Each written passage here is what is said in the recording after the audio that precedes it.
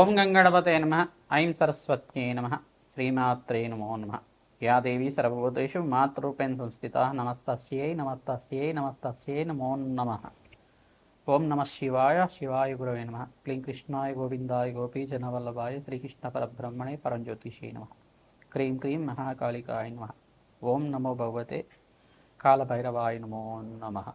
శ్రీరామ జయ రామ జయ జయ రామ రామాయ నమో నమ. జయ గురు దత్తాత్రేయాయ నమ.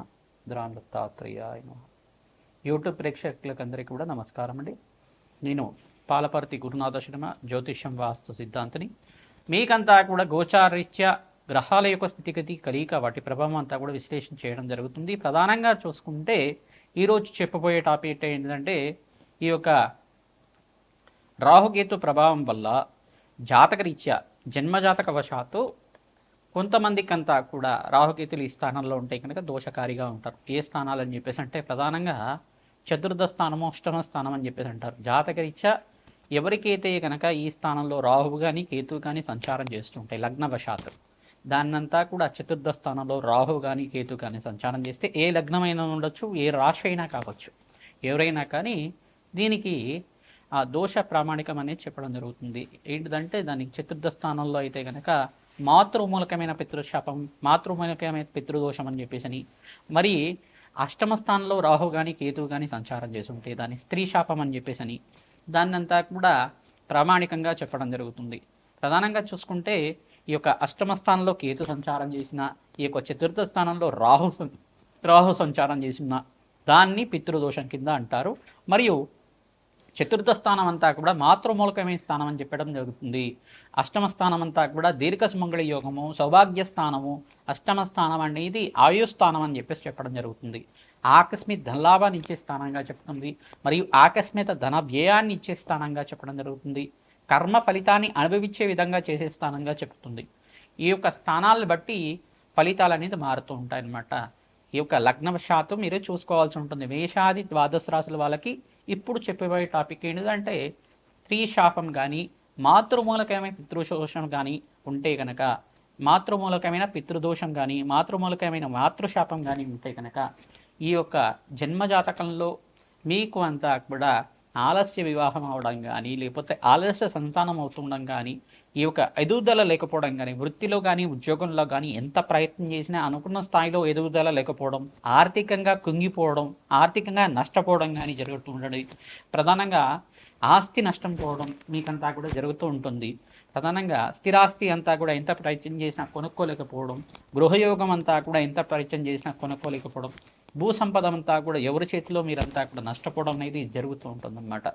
ఎవరి వల్ల అయినా కానీ స్త్రీ శాపం కానీ ఇవన్నీ ఉంటాయి కనుక దీన్ని ప్రామాణికంగా అంతా కూడా జాతకరీత్యా ఉండే దోషాలకంతా కూడా జ్యోతిష సిద్ధాంతాలతో మీ జాతకాన్ని అంతా కూడా జన్మ జాతకాన్ని విశ్లేషణ చేయించుకోవాలి.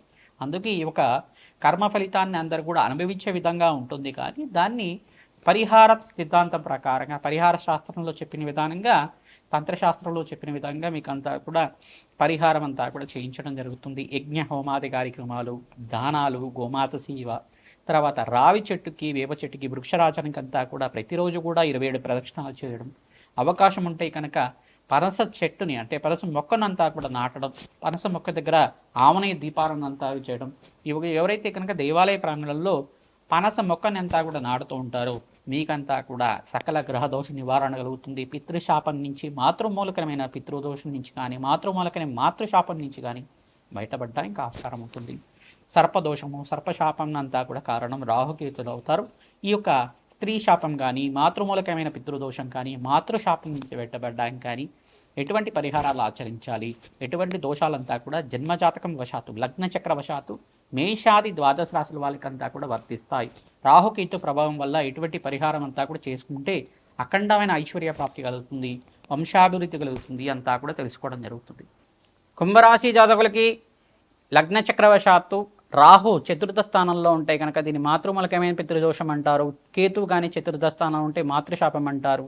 అష్టమ స్థానంలో కేతు ఉంటే కనుక దాన్ని ఈ యొక్క స్త్రీ శాపం అంటారు. దీని నుంచి బయటపడడానికి ప్రతినిత్యం కూడా సువాసిని ఆచరణ విధానం చేసుకోవడం, ప్రతినిత్యం కూడా బీదవాళ్లకు అన్నదానం చేయడం, గోమాత సేవ చేయడం, పక్షులకంతా కూడా ఆహారం పెడుతూ ఉండడం వల్ల సకల శాపాల నుంచి బయటపడడానికి ఆస్కారం ఉంటుంది. ప్రతినిత్యం కూడా గోమాతకి శనగలు, ఉలవలు, మినువులు మరియు ఈ యొక్క బొబ్బర్లంతా కూడా నానబెట్టినవి తరచుగా నివేదన చేస్తూ ఉండాలి. గోమాతకంతా కూడా నానబెట్టిన వస్తువులన్నీ కూడా నివేదన చేస్తూ ఉండాలి. ప్రధానంగా గోమాతకి ఎవరైతే పచ్చిక ప్రతినిత్యం కూడా మీ చేతితో పెడుతూ ఉంటారో సకల దోషాల నుంచి బయటపడడానికి ఆస్కారం ఉంటుంది. దేవి భాగవతాన్ని పారాయణం చేసుకుంటూ ఉండాలి. సకల గ్రహ దోషాన్ని నివారణ కలుగుతుంది. సకల శాపాల నుంచి బయటపడడానికి ఆస్కారం ఉంటుంది. ఆర్థికంగా ఉన్నత స్థితి వెలగడానికి ఈ దోషాలంతా కూడా నివారణ చేసుకుంటే కనుక మీకంతా కూడా అఖండమైన ఐశ్వర్య ప్రాప్తి కలుగుతుంది. సకల సౌభాగ్యాలు లభిస్తుంటాయి. సువాసిని నచ్చే విధానంలో శనగల వాహనం చేసుకోవడం, ప్రధానంగా సువాసిని దేవికంతా కూడా మంగళగౌరి దేవి పూజ ఆచరించడం, ప్రతినిత్యం కూడా సువాసిని అర్చన విధానం చేసుకోవడం వల్ల అఖండమైన సౌభాగ్యం లభిస్తుంది. గురు పుష్యమి యోగంలో మీరంతా కూడా చేయండి, మంచి ఫలితాలు పొందుతారు. ప్రధానంగా రవి పుష్య యోగం అంటారు. ఆదివారం ఈ యొక్క పుష్యభి నక్షత్రం ఉన్న సమయంలో అంతా కూడా ఈ యొక్క రవిపుష్య యోగంలో కూడా ఈ దానాది కార్యక్రమాలు చేసుకోవడం వల్ల మంచి ఫలితాలు పొందుతారు. గురువారం, మంగళవారం, శుక్రవారం రోజున ఈ యొక్క పసుపు కొమ్ములంతా కూడా దానం చేయడం, పసుపు కొమ్ములంతా కూడా ముత్తైదులకంతా కూడా వాయినం ఇస్తుండడం వల్ల సకల సౌభాగ్యాలు లభిస్తుంటాయి. అష్టైశ్వర ప్రాప్తి కలుగుతుంది. పుత్ర పౌత్రాది సమృద్ధి కలుగుతుంది. వివాహాది శుభకార్యాలు జరగడానికి ఆస్కారం ఉంటుంది. మహాలక్ష్మి స్థిర నివాసంగా ఉంటుంది. ప్రతినిత్యం కూడా మహాలక్ష్మి దేవి ఆరాధన తామర పూలతోటి, తులసి దళాలతోటి, మల్లెపూలతో చేసుకోవడం వల్ల సకల సౌభాగ్యాలు లభిస్తుంటాయి. అష్టైశ్వర ప్రాప్తి కలుగుతుంది. శ్రీమాత్రే నమః. మేషాది ద్వాదశ రాశుల వాళ్ళకి ప్రధానంగా చూసుకుంటే చతుర్థ స్థానం గృహయోగం కోసం చెప్తుంది, స్థిరాస్తి కోసం, భూసంపద కోసం చెప్తుంది, మరియు ప్రధానంగా చూసుకుంటే స్థిర ఐశ్వర్యం కోసం కూడా చెప్తూ ఉంటుంది. అంటే పితృదేవతలకు ప్రీతికరంగా పితృ ఆర్జితం అంతా కూడా పూర్వీకులు ఆర్జించిన ఈ యొక్క ఆస్తి స్థిరాస్తి లభించాలన్నా చతుర్థ స్థానము, అష్టమ స్థానం చాలా బాగుండాలన్నమాట. ఈ స్థానాలు కనుక రాహు కానీ కేతు కానీ క్రీతీకృతమై లగ్నవశాతం ఉంటే కనుక దానికి మాతృమూలకమైన పితృదోషం కానీ మాతృమూలకమైన మాతృశాపం కానీ లభించడానికి ఆస్కారం ఉంటుంది. ప్రధానంగా అష్టమ స్థానం ఆయుస్థానం అంటారు. దాన్ని అంతా కూడా మాంగళ్య స్థానము, దీర్ఘ సుమంగళి యోగం కోసం చెప్పే స్థానం అని చెప్పేసి అంటారు. స్త్రీలకి విశేషంగా ఈ స్థానాల్లో అంతా కూడా రాహువు ఉంటే కనుక దీన్నంతా కూడా స్త్రీ శాపం అంటారు. పురుషులకు కూడా స్త్రీ శాపం వర్షించడానికి ఆస్కారం ఉంటుంది. ప్రధానంగా ఈ యొక్క అష్టమ స్థానంలో అంగారకుడు రాహువు కలిసి ఉంటే కనుక దాని మాంగళ్య దోషం అంటారు. అంగారకుడు కేతు కలిసి ఉంటే కనుక స్త్రీ శాపము, మాంగళ్య దోషం అంటారు. దీని నుంచి బయటపడడానికి ప్రతినిత్యం కూడా సువాసిని ఆచరణ విధానం ఆచరించడం, ప్రతినిత్యం కూడా దేవతా కళ్యాణం ఆచరిస్తూ ఉండాలి. శివపార్వతుల కళ్యాణం పుణ్యక్షేత్రంలో శ్రీశైల ప్రాంగణంలో అంతా కూడా చేసుకోవడం వల్ల సకల దోషాలు, సకల శాపాల నుంచి బయటపడడానికి ఆస్కారం ఉంటుంది. సుబ్రహ్మణ్య స్వామి కళ్యాణం అంతా కూడా కృత్తికా నక్షత్రం షష్ఠి తిథి రోజు మంగళవారం వేళల్లో కానీ, ప్రతినిత్యం కూడా గురువారం వేళల్లో కానీ ఈ యొక్క కళ్యాణం సుబ్రహ్మణ్య స్వామి కళ్యాణం అంతా కూడా ఆచరించడం వల్ల సకల శాపాల నుంచి బయటపడడానికి, సకల దోషాల నుంచి బయటపడడానికి ఆస్కారం ఉంటుంది.